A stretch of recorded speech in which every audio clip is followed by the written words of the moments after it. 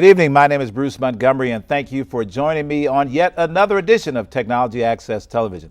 Well, today we're going to talk about my favorite subject, small businesses. Small businesses making a go of it here in this city of Chicago, especially in my community. And my guest today is someone who has been absolutely one of the most outstanding advocates and person roll-ups. She don't even have any sleeves to roll up. So her sleeves is gone because she's been out there really fighting the good fight for a number of years. And I can only stand back in admiration of the work that she has done on behalf of a lot of people say, well, Chatham Business Association and Melinda Kelly, they're all about Chatham.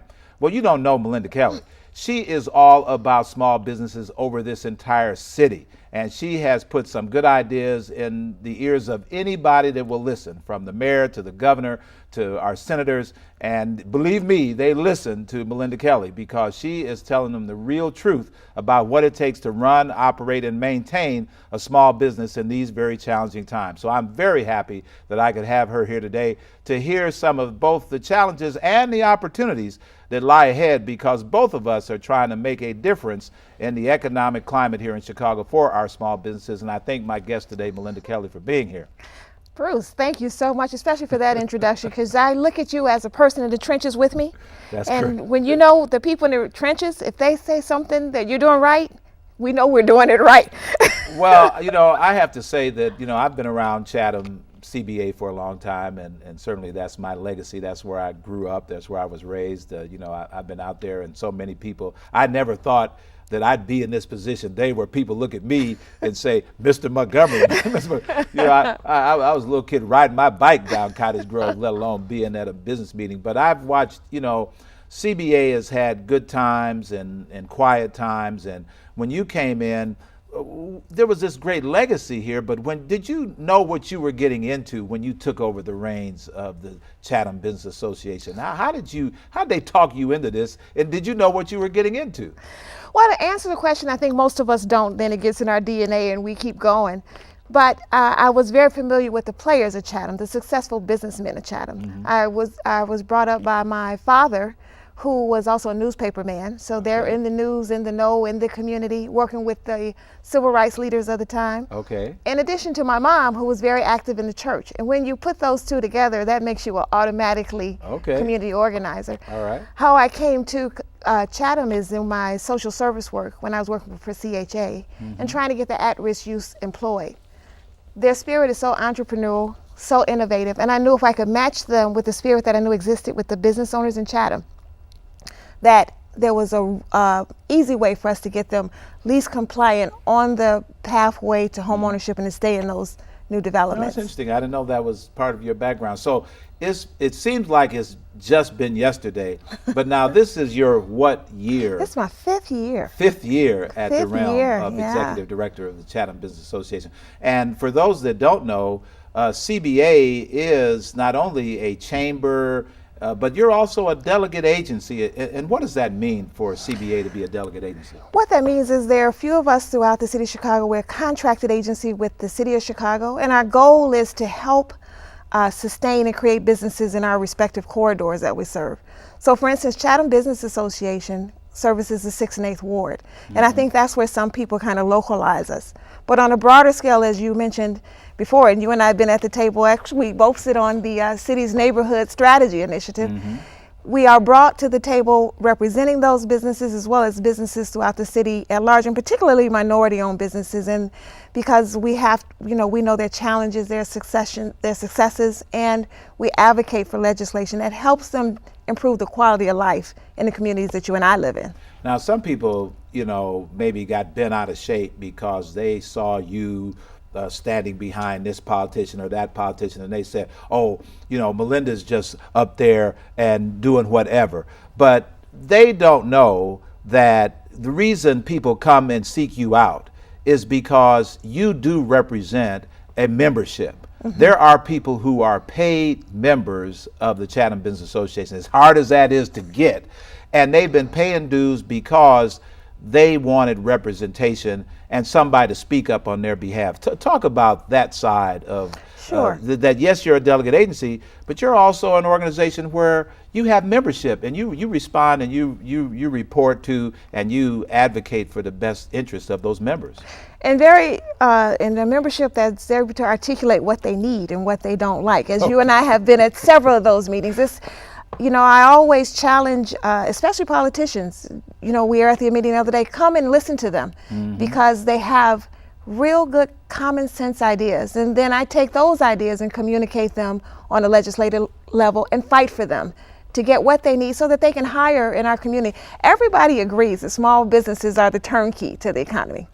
They're going to be the first hire in our community. They're the first to train. So it just makes common sense that when you represent businesses, we represent small businesses, we represent big businesses, we have a manufacturing corridor, we have our own radio station, we have our own newspaper station. So we're very organized residential community groups that have demands and requests of the commercial corridor.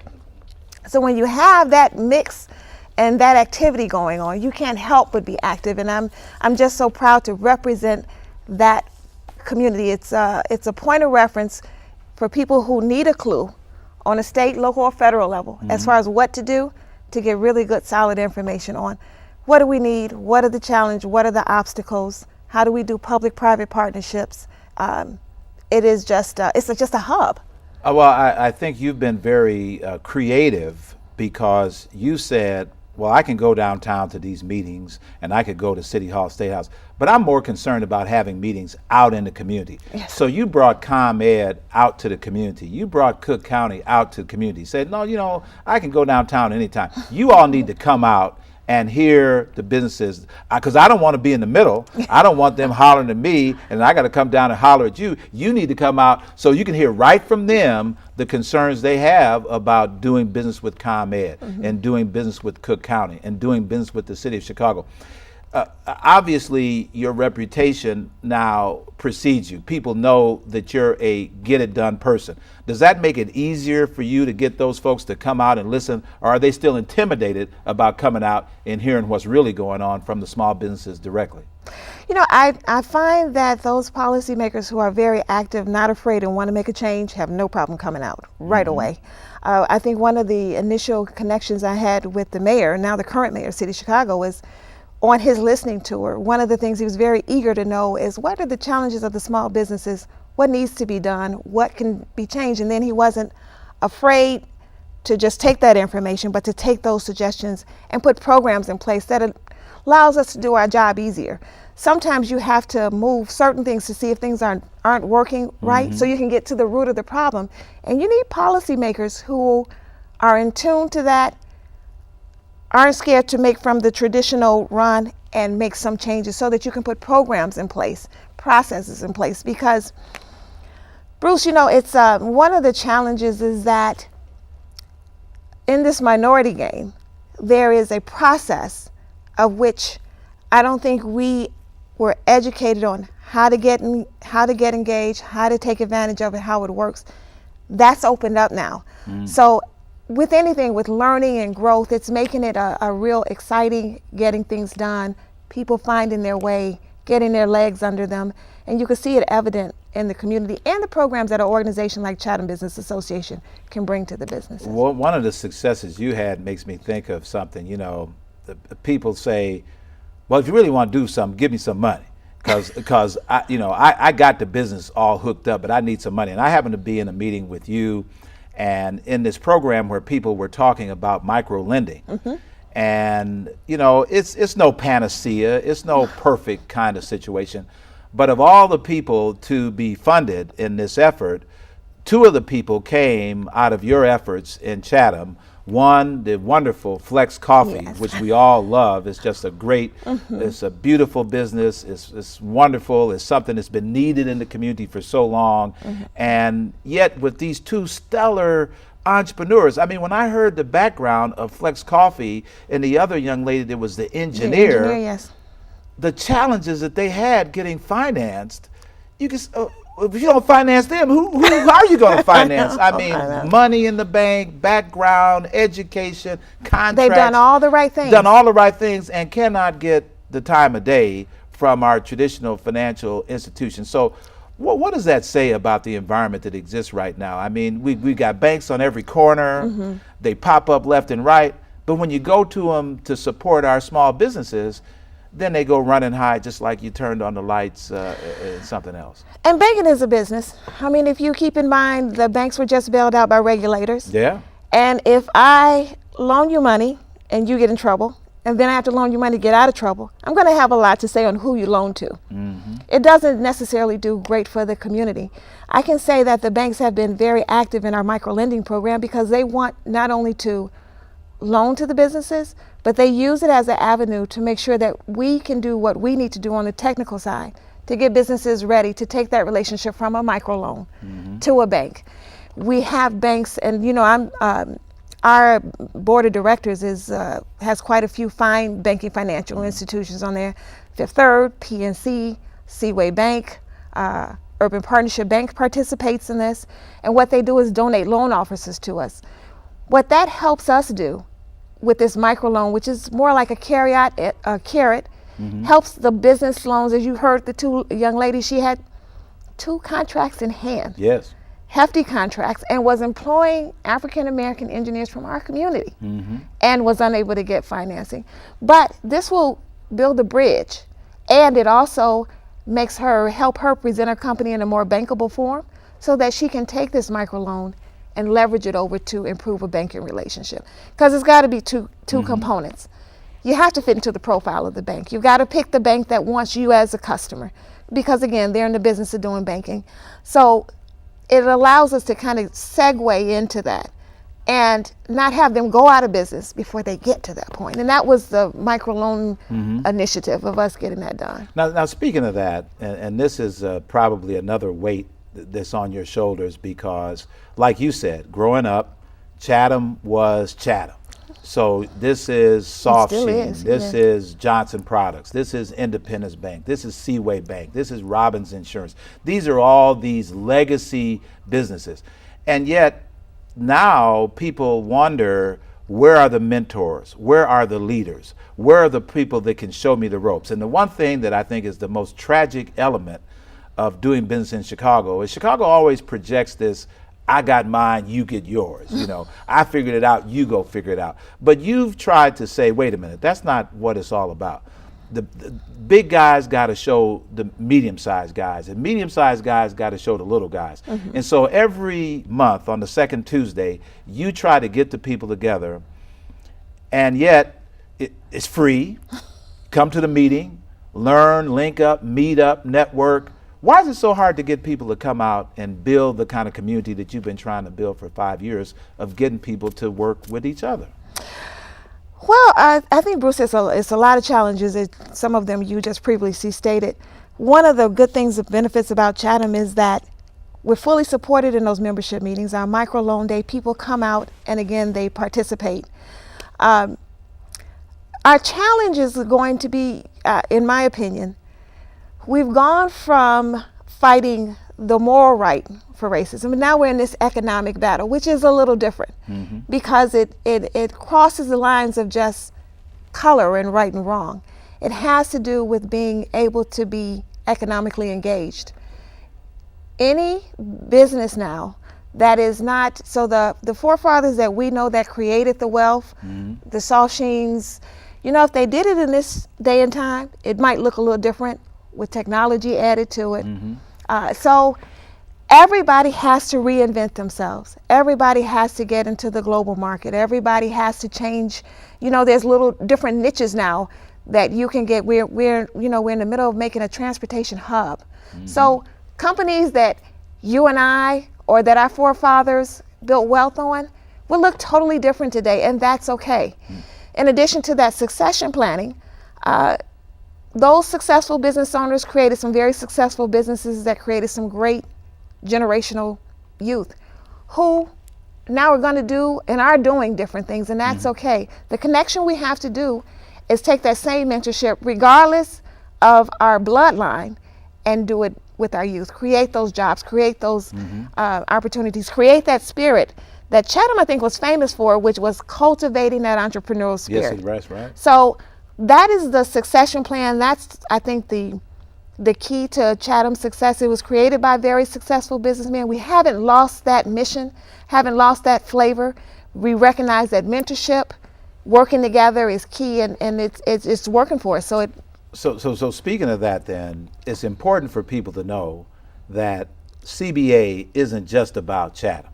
Right. That people can be a part. You've really created something with your tech center. I am so proud of the work that you and your team have been doing. You've made Wi-Fi available out in the businesses with the Clear program and the Mobile Citizen. You've been teaching Google and QuickBooks, and you got a tech lab that's now going on its second generation. So people need to recognize that this can be an asset for wherever you are. You need to come out and be a part of this network, this rebuilding, and not just say, yeah, these are these guys out there on 79th Street or 87th Street. But this is really a resource for our entire community to come together and to be a part of the kind of things, because you're out there shaking the tree, trying to get people to pay attention to us, not just Cottage Grove, but pay attention to us as Black entrepreneurs wherever we are. We've got to come out and be supportive of that. So let's talk a little bit about, as we wrap this up today, how can people get involved? What can they do? How do they get in touch with you to start being aware of your programs and taking advantage of the technical assistance that the CBA provides? Well, I'm glad you asked that. First of all, I think the first step hopefully is through the website, cbaworks.org, where you can get any of our events. Come by, as you mentioned, our free monthly membership meetings. We have quarterly mix and mingles. Again, there's no charge to get in. The whole point is to put the policymakers. We have a great network of other organizations who work with us. So say our friends in Andersonville who come over and bring some of the best practices. And if you look at Andersonville and 79th Street, a lot of similarity there. That's exactly right. A lot of growth path. So when we're fortunate to be a CBA, those partners come together and say, you know, this works best for us. Can we? And we exchange that information.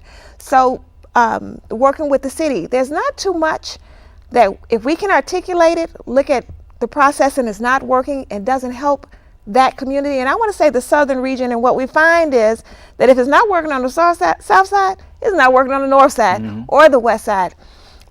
It's the collaborative effort that is just, I think, makes Chatham and the organization what it is. So first they should go to our website. Okay, and what's the website again? CBA Works. CBA Works for Chatham Business Association, works with an S, WORKS, because right. we work for you. .org. All right. So it's CBAworks.org. If you go to the calendar, you'll see our events, those meetings. I think that would be the best place. I always ask, come out, have breakfast with us. You know, we have informative presenters. We have engaging conversations.